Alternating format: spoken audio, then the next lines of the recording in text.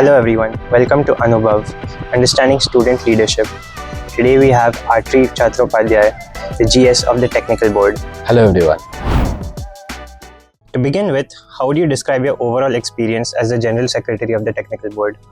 I think it has been a great experience. Like starting off, I guess 1 year back, I was in the same room preparing for candidate spotlight. There were so many questions. I was literally baffled as to how you could know so many things. But down the line, with time, I understood as to how vast of a board is and how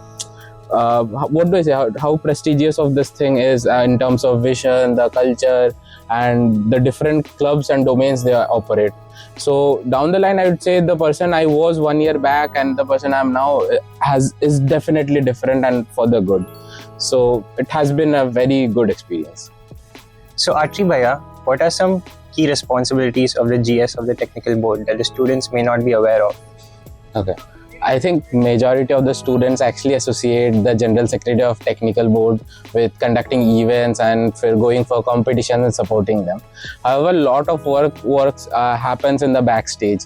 Let's say optimizing resources for it, required permissions. Like just for an example, if you are supposed to take a battery from, let's say, Guwahati to Bangalore, you need to get a clearance on the customs, and for that you need something on the institute letter pad to get it through. For SIH, you need to scan some 300 pages of team registrations.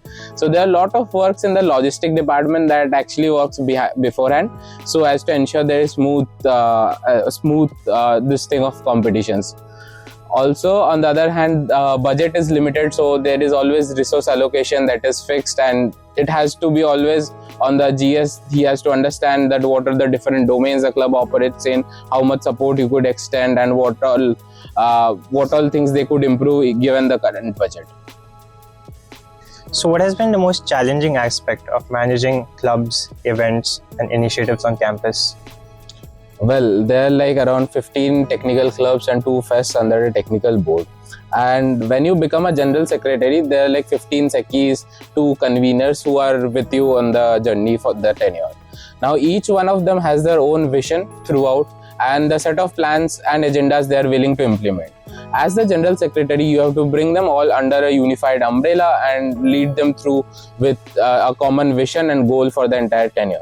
So every one of them has their own fair share of conflicts and their own agendas they want to put forward. So there is nothing very challenging about it.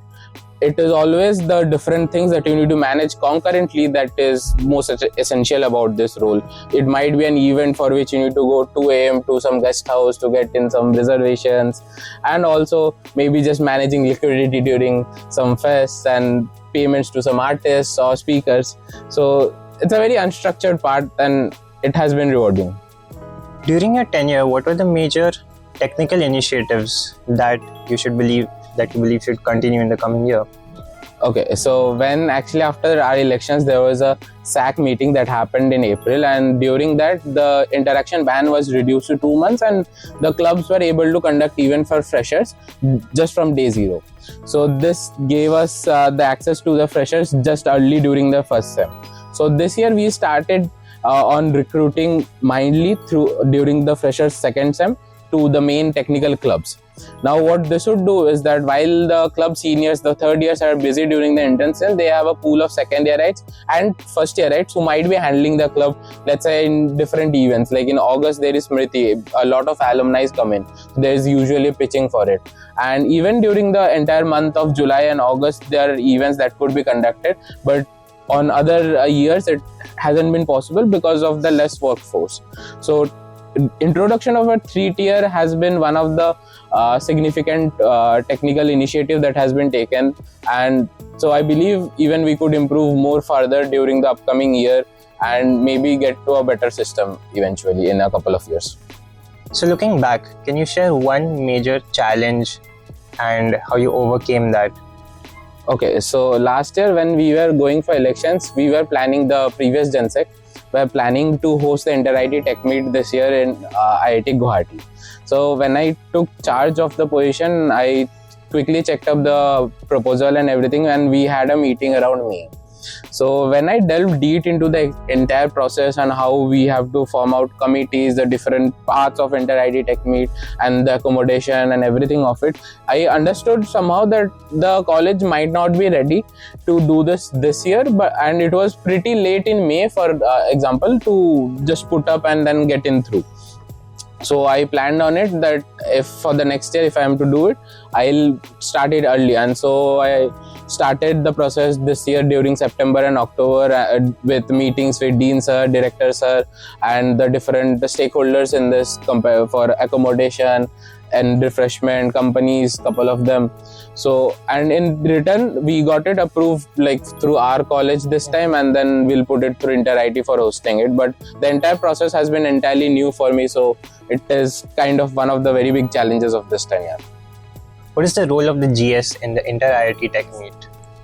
In the participating contingent of Inter-IT Tech Meet, two people actually lead the contingent. One of them is the General Secretary and other one of them is the contingent leader. The General Secretary usually in our IIT looks at managerial stuff like sending payments to IIT Patna for different fees, the hostel accommodations during winter of our participants, their food, merchandise, and all procurement related issues for working in the project. Apart from it, there is also budget allocation for each of the problem statements, depending on what all equipments they need, services like subscriptions, and any kind of support they need from alumni or from previous heads. This is what majorly the GS focuses on at the home IIT. Now when they go for host IIT, then we usually go one day earlier so as to check out on everything, comparing like accommodation and everything. So we checked out, the GS usually looks at all this accommodation and everything, and the CL looks more on the how are the lecture halls, how the presentation conditions. So in both of them are like two peas in a pod kind of thing. So they check at different things, and ultimately both of them sit at the contention meet, and then they defend contentions at the board meeting. Like contentions are a very good experience in a GS tenure, because that's entirely unstructured. You just walk into a room, there are 23 IITs, and you don't know what contention. Then there is contention that you might not ever have imagined, and you have to just defend them on spot so as to get points for your IIT.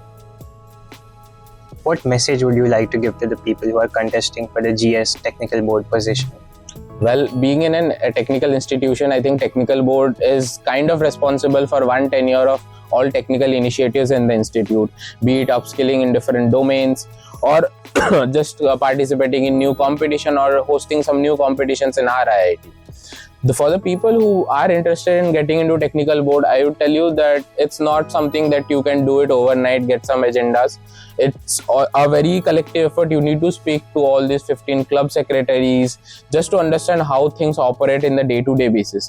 Plus one, you need to go to their plus one and plus twos to actually understand how a club has been spanning through in their vision for the last couple of years, what they're willing to do in their next 10 years, so as to understand how exactly as a general secretary you could mold their vision and come to a common umbrella, or even supplement their vision and make it better. So it's a challenging position, but if you love it, you'll definitely love the position. So I'd like to close by saying clarity leads to informed voting. Thank you.